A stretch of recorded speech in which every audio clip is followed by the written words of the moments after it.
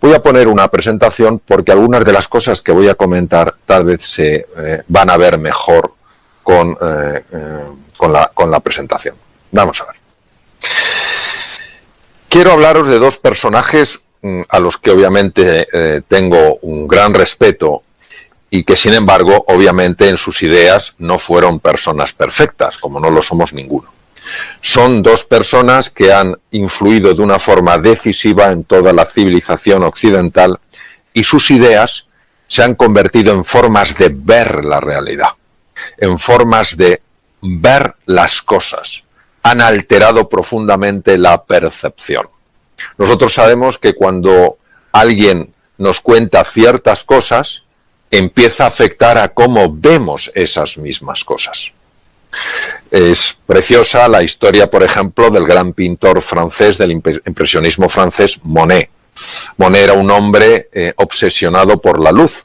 Si ponemos un cuadro de Monet a una persona que no conoce muy bien el impresionismo, dirá, bueno, no está mal el cuadro. Si le contamos la historia de Monet, su obsesión por la luz, que Monet desarrolló un interés tan grande por ver distintos matices de la luz, que cuando padeció unas cataratas y le dijeron que se tenía que operar porque estaba viendo la luz como nunca antes la había visto, decidió que no se quería operar y le dijo al oftalmólogo, doctor, usted me quiere quitar algo que llevo 40 años buscando. Si después de contarnos esa historia nos ponen delante del cuadro de Monet, os digo que todos veremos un cuadro diferente. Pues esto es lo que ha pasado con Newton y Descartes. No cabe duda que Newton, desde el punto de vista de la ciencia, Descartes, desde el punto de vista de la filosofía, han hecho unas aportaciones maravillosas a nuestra vida. Sin embargo, cometieron un error muy lógico, no fueron ellos los únicos, de alguna manera fueron los que, a modo de grandes megáfonos, impactaron más en nuestra forma de ver la realidad. Newton, por ejemplo, de alguna manera nos hizo ver un universo alejado de nuestra propia experiencia vital, un universo que se podía medir, que se podía pesar, que se podía analizar. Obviamente nosotros llevábamos viendo un universo ajeno a nosotros, unas cosas separadas de nosotros mucho antes de que apareciera Newton, pero de alguna manera Newton reforzó la relación del mundo interior con el mundo exterior. El mundo interior se podía acercar al mundo exterior, los planetas, las leyes de la Tierra, como un explorador que hiciera una fina disección, que analizara, que conceptualizara aquello que había. Por otra parte, Descartes, en el siglo XVII, hace 350 años, hizo un estudio muy profundo de la naturaleza y llegó a la conclusión de que había dos tipos de naturalezas. A una la llamó la res cogitans, era la mente, los procesos mentales. Y otra era la res extensa, lo físico, lo que se puede pesar y medir, por ejemplo, el cuerpo. Y él consideró que lo único realmente fiable era la mente. Y que el otro no era tan fiable porque los propios sentidos te podían engañar. De aquí nace el conocido dualismo cartesiano, pero veréis las implicaciones que esto ha tenido en nuestra forma de percibir la realidad y en nuestra forma de entender dónde está la oportunidad. Descartes pensó que los procesos mentales no podían afectar a los procesos físicos sencillamente porque no había conexión entre ellos. La res cogitans, lo mental, y la res extensa, lo medible, lo pesable, eso no estaban conectados. Con lo cual, nosotros éramos puros observadores pasivos de una realidad que podíamos, siguiendo a Newton, analizar, describir, categorizar y explicar. Esto tiene unas implicaciones de tal profundidad que si nos paramos a pensar y conseguimos que haga clic esto en dimensiones hondas de nuestra existencia, se produce un antes y un después. Resumiendo lo que hemos visto hasta ahora, Newton y Descartes, como muchos otros científicos y filósofos anteriores, nos hacen percibir que el mundo exterior está fuera, el mundo interior es el que está dentro de mí, no están conectados y lo que yo puedo hacer en relación al mundo exterior es sencillamente entenderlo, manipularlo, analizarlo, categorizarlo y explicarlo. ¿Qué es lo que ocurre? Pues que esto lleva al ser humano a una situación apasionante. Una situación apasionante cuando el mundo que ha conocido, el mundo exterior que ha conocido, cambia bruscamente. Ya no es el mundo de antes. Si os dais cuenta, antes podíamos pasear donde nos diera la gana. Podíamos ir a un cine, podíamos ir a un teatro, podíamos ir a un restaurante a celebrar una noche magnífica con nuestros amigos, podíamos abrazar a nuestros padres, a nuestros hermanos, a nuestros amigos, darnos la mano, darnos besos, y ese mundo de repente desaparece. Teníamos una situación económica que nadie podría decir que era especialmente fácil, pero estaba más o menos gestionada. Teníamos nuestros problemas, nuestras dificultades, y de repente enormes paralizaciones de empresas. No se puede ir a los hoteles tienen que cerrar. ¿Qué pasa con el turismo? ¿Qué pasa con los aviones, líneas aéreas que quiebran? Entonces, este mundo de repente adquiere todo aquello que a nosotros los seres humanos nos disgusta. Incertidumbre, ambigüedad, volatilidad, complejidad. Me siento inseguro. Y entonces tiendo a aferrarme a lo que sé hacer, a mantener mi estatus como sea, a seguir fiel a mi grupo, porque lo que quiero es sentirme seguro. Ahora, aquí es donde nos tenemos que parar un instante, queridos. ¿Por qué me siento seguro en mi zona de confort? ¿Y por qué me siento inseguro ante ese otro mundo exterior a mí que ha cambiado? Precisamente porque me veo ajeno a él. Creo que el mundo exterior está ahí, el mundo interior está aquí. Por eso cuando me han hecho alguna entrevista y me han preguntado ¿cuál cree que es el mundo que nos vamos a encontrar? De nuevo vemos en esta misma pregunta el reflejo del paradigma de la forma de ver de Cartesio. Nos lo vamos a encontrar porque es ajeno a nosotros. ¿Y si esto fuera un error de primer orden? Que tuviera unas consecuencias absolutamente extraordinarias. Imaginaros el mundo que se nos puede abrir si descubrimos que hay un error, tanto en la visión de Newton como en la visión de Descartes y en la visión de muchas otras personas. Dejadme que os explique ahora un aspecto de lo que se llama la neurociencia afectiva. La neurociencia afectiva es la parte de las neurociencias, las ciencias del sistema nervioso, que estudia todo lo que tiene que ver con el mundo de los sentimientos y de las emociones. En el centro de la imagen veis un punto rojo. Ese punto rojo es la amígdala. La amígdala, hay dos amígdalas, las que tenemos obviamente en la garganta y las que tenemos en el cerebro, que no tienen por supuesto nada que ver. Me refiero naturalmente a las que tenemos en el cerebro. En ese núcleo que veis ahí, tan pequeñito, tiene el tamaño de una almendra aproximadamente, está ni más ni menos que el núcleo central del miedo. Es nuestro detector de miedo. ¿Qué quiere decir? Que si yo este mundo que está envuelto en una pandemia, solo lo percibo como ajeno a mí, a ver qué más desgracias me trae. Si solo veo un mundo incierto, hostil, volátil, ambiguo, y yo me veo a mí mismo como una víctima que tiene que ver cómo sale adelante ante esta tormenta que está sacudiendo a la humanidad entera, os voy a decir lo que pasa. Lo que pasa es que se activa ese núcleo central del miedo en la amígdala y se desactiva lo que veis ahora en color rojo. Ni más ni menos que la parte del cerebro que es absolutamente imprescindible para adaptarse. Es un momento para recordar la frase genial de Charles Darwin: no es la especie más fuerte ni la más inteligente la que sobrevive, sino la que mejor se adapta. ¿Cómo nos vamos a adaptar, queridos? Si la parte del cerebro, la parte más moderna, la corteza prefrontal, no funciona adecuadamente porque está activado el núcleo central del miedo.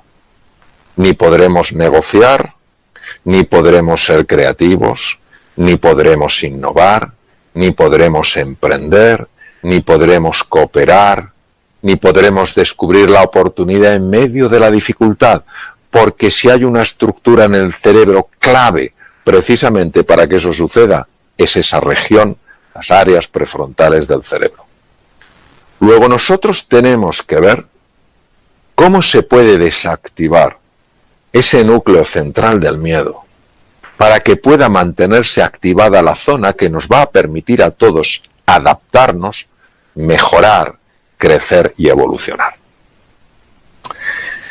Como lógicamente soy médico, he ejercido la cirugía 26 años, aunque desde hace unos largos años ya no estoy en el ejercicio clínico, sino en la investigación y en escribir y transmitir estos conceptos, sí me importa mucho deciros que cuando se enciende el núcleo central del miedo en la amígdala, no solo se desactiva la parte anterior del cerebro, que es precisamente, como hemos comentado, la que nos ayuda a adaptarnos, es que además tiene profundos efectos a nivel del cuerpo.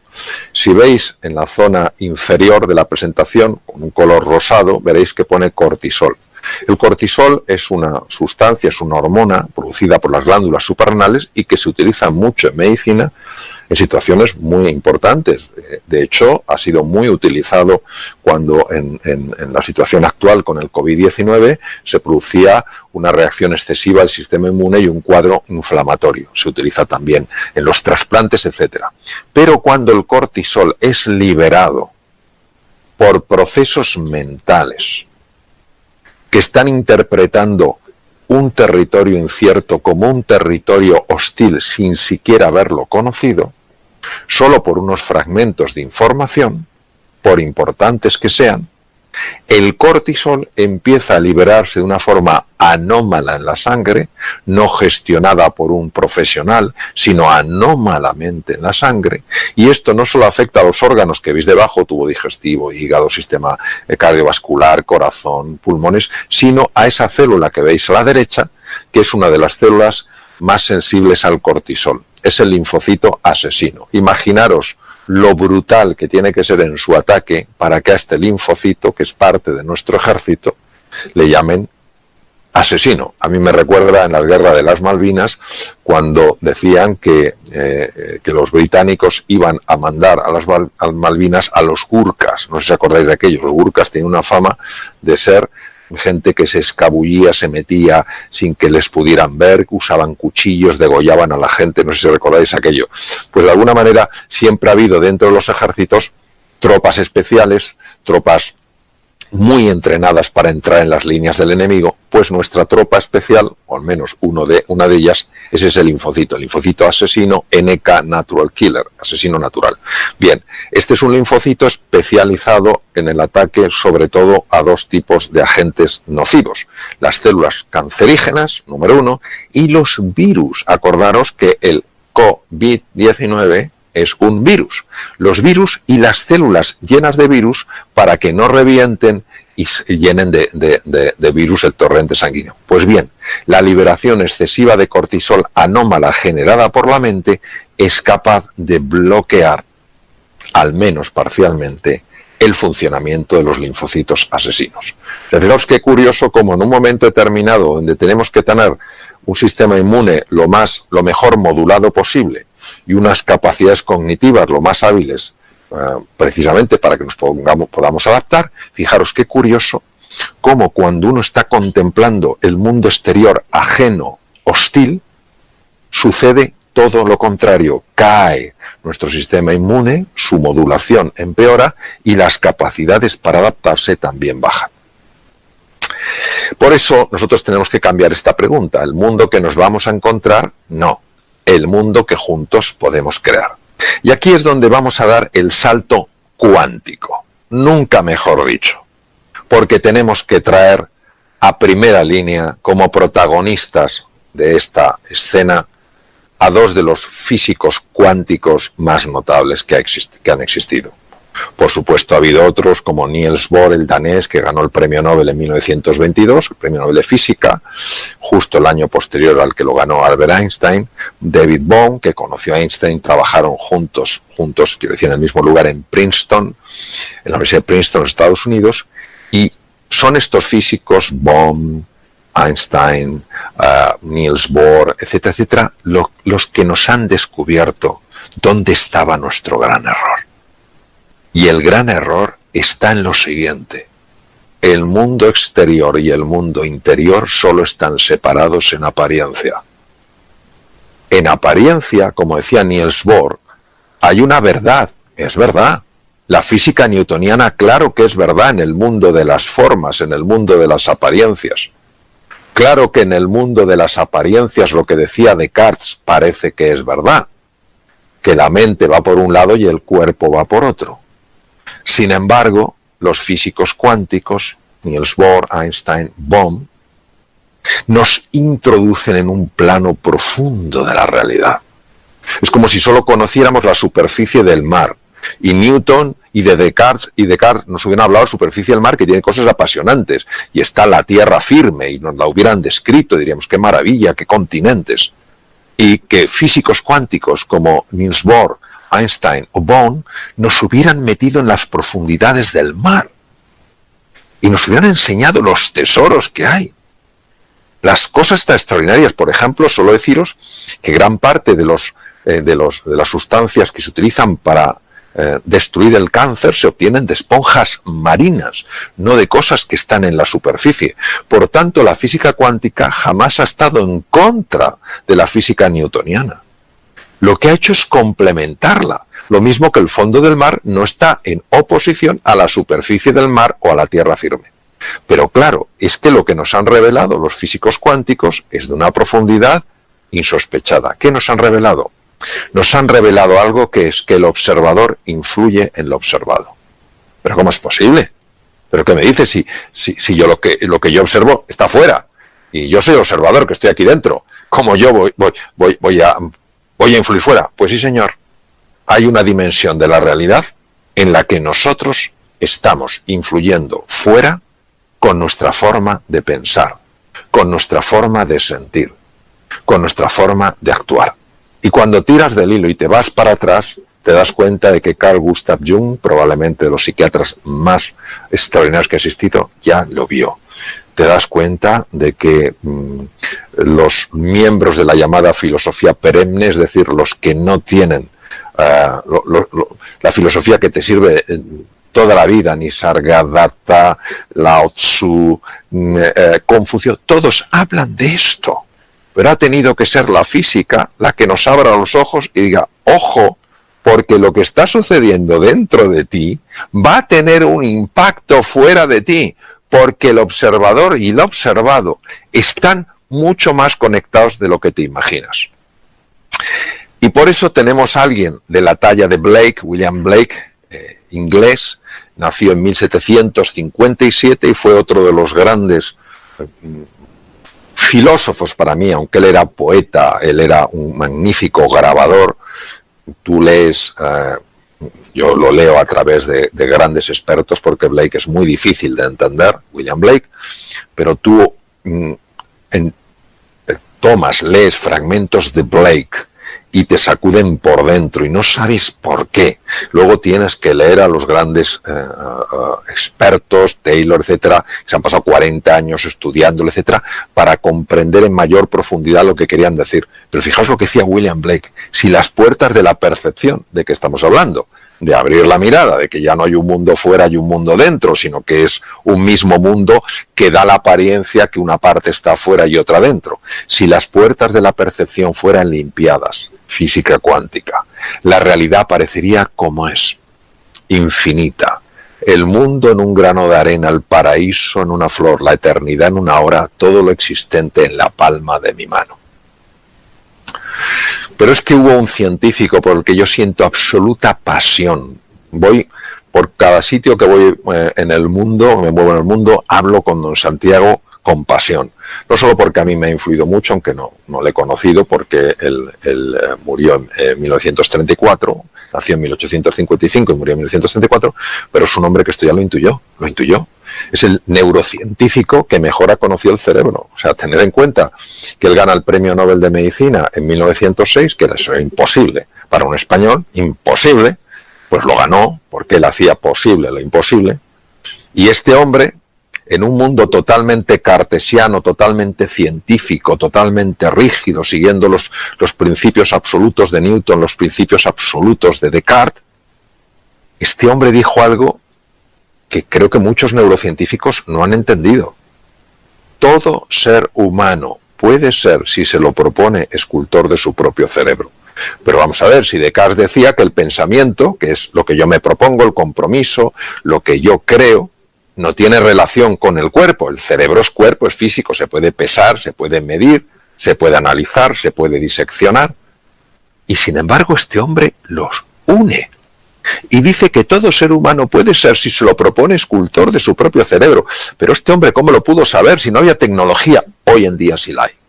Y sabemos que la neuroplasticidad, la formación de nuevas neuronas, la formación de nuevas conexiones entre las neuronas, depende tremendamente de la forma de pensar. Por eso cuando escribí Reinventarse hablaba precisamente de eso, de lo que verdaderamente Cajal había descubierto, que el ser humano se puede reinventar, que la mente, los procesos cognitivos, naturalmente que conectan con los procesos físicos, porque son dos realidades que se pueden distinguir pero no se pueden separar. De alguna manera don Santiago, que de alguna manera precedió a algunos de los grandes físicos cuánticos, porque él gana el premio Nobel en 1906 por sus estudios de la teoría de la neurona, y en 1921 con el efecto fotoeléctrico gana Einstein el premio Nobel de Medicina. Es decir, estamos hablando de personas muy cercanas en la dimensión del tiempo. O sea, fijaos qué cosa más bonita que uno sepa que su forma de pensar, que su forma de sentir puede hacerle más inteligente, más capaz, pero es que además que puede hacerle influir en las circunstancias que genera en la vida, en lo que se encuentra. Y por eso tengo 3 palabras para ofreceros para vuestra consideración. Primero, que os atreváis a querer de verdad, que no tengáis ningún miedo en esta época de dificultad de sentir pasión por nuevos proyectos, de sentir pasión por nuevas oportunidades. No creáis que la vida quiere que vayamos con la cabeza baja. La vida en mayúscula llora cuando nos ve tristes. Entonces, querer con pasión, apasionaros por las cosas, entusiasmaros por los proyectos, entusiasmaros por las oportunidades que, aunque todavía no las vemos, van a surgir. En 1900 en Londres había 1 millón de caballos. Imaginaos la cantidad de gente que trabajaba alrededor de los caballos, el que cultivaba la alfalfa, el que tenía los establos, el que hacía las ruedas de los carruajes, el que conducía los carruajes, el que montaba los establos, y de repente aparecen los primeros coches. ¡Qué horror! El mundo se acaba. Imaginaros la cantidad de trabajos, de oportunidades, de posibilidades que han abierto los coches. Entonces, querer con intensidad, sentir pasión, porque hay un mundo de oportunidad. Ya sé que no lo vemos, Comentaba al principio de esta sesión que la oportunidad disfruta yendo absolutamente disfrazada, que no se la vea. Segundo, una vez que os hayáis apasionado, empezar a imaginar eso, cómo se puede hacer realidad. Uno de los errores que cometemos, desde mi punto de vista siempre, en cuanto a la imaginación, es confundir la imaginación con la fantasía. La fantasía es un acto donde 2 elementos desconectados y inconexos yo los uno. Por ejemplo, si pienso en un unicornio, pues cojo un caballo, pienso un animal que tenga un cuerno, como puede ser un rinoceronte, los uno y tengo un unicornio. Eso es una fantasía. Es fantasía. La imaginación es una capacidad creativa en el ser humano. Cuando tú quieres de verdad algo y empiezas a imaginarlo, empiezas a crearlo. Por eso uno acaba creando lo que imagina.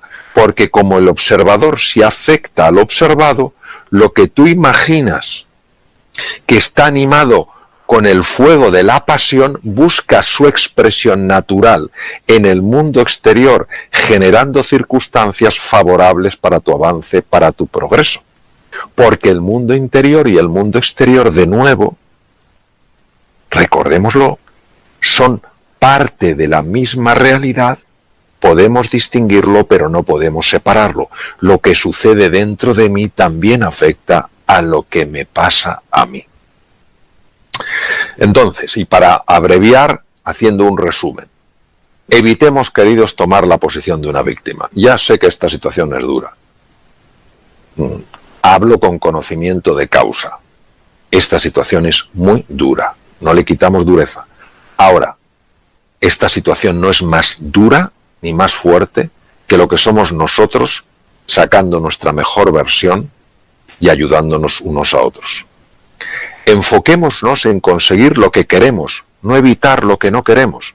Si estamos hablando de pasión, si estamos hablando de entusiasmo, uno no se entusiasma por evitar lo que no quiere, uno se entusiasma por conseguir lo que realmente quiere. Recordemos siempre que la imaginación tiene en sí la capacidad de crear, no solo de describir, sino de crear, de materializar. Utilicemos un lenguaje que nos ayude, no que nos anule. El lenguaje es nuestro pensamiento. Puede pensar sin lenguaje, no es posible. Son lo mismo. Y decía el gran filósofo austriaco Wittgenstein, los límites de mi lenguaje son los límites de mi mundo. Si usamos palabras constantemente como problema, hecatombe, desastre, tristeza, lamentación, horror, nuestro mundo se va a hacer muy pequeñito. Si reconocemos que eso existe y ponemos el énfasis en la oportunidad, en el desafío, en la cooperación, en la generosidad, en la pasión y el entusiasmo, nuestro mundo se va a expandir. Y sencillamente esto no se trata de vender nada. Esto se trata de compartir algo que cuando uno de alguna manera, aunque sea humildemente, lo engancha, te abre un mundo de posibilidad. Entonces, que nos abramos a la posibilidad de que lo extraordinario pueda manifestarse en nuestra vida, en tu vida. Napoleon Hill no es un hombre muy conocido en España, es un hombre muy conocido en Estados Unidos, ya falleció hace muchos años. Y siempre me impactó mucho esta frase que le corresponde a él y por eso hay que poner su nombre al lado de la frase. La oportunidad viene envuelta en ropa de faena. Su forma de describir que la oportunidad no viene con bombo y platillo, como describía yo al comienzo de esta sesión. La oportunidad viene envuelta en ropa de faena. Quien está en posición de víctima, quien está utilizando un lenguaje donde solo caben los problemas, las dificultades, las limitaciones, los desastres, las hecatombes, no la va a ver. Quien cree que el mundo exterior está fuera y el mundo interior está dentro, no la generará. Y si no la genera, tampoco la verá. Napoleon Hill pasó 25 años de su vida, un encargo que le hizo una persona muy reconocida en los Estados Unidos, pasó 25 años de su vida estudiando la vida de la gente que había podido salir adelante en situaciones muy complicadas. Y llegó a la conclusión de que al final es esto. Si tú te entusiasmas, si tú imaginas, si tú cada vez que te caes al suelo, en lugar de quedarte mirando el suelo, empiezas a mirar al horizonte, empiezan a manifestarse, a aparecer oportunidades en tu vida.